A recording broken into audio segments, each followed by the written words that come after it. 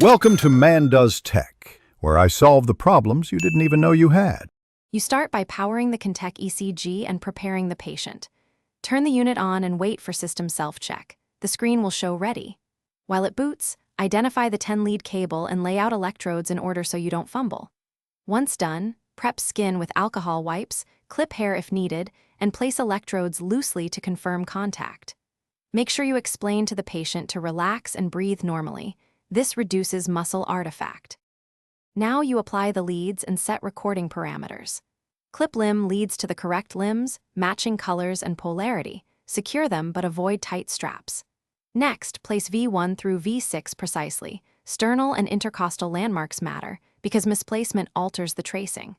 On the device, enter patient ID, choose 25 mm per second and 10 mm/MV standard gain, and enable baseline filters if needed. Once configured, ask the patient to lie still and hit record. Watch for stable baseline before finalizing. Finish by capturing and storing the ECG properly.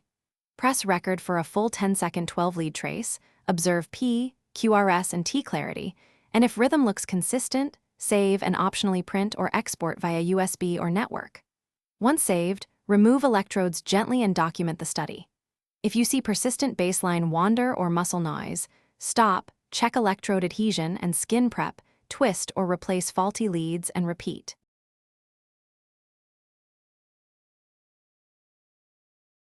Thanks for watching. If you found this helpful, don't forget to like and subscribe.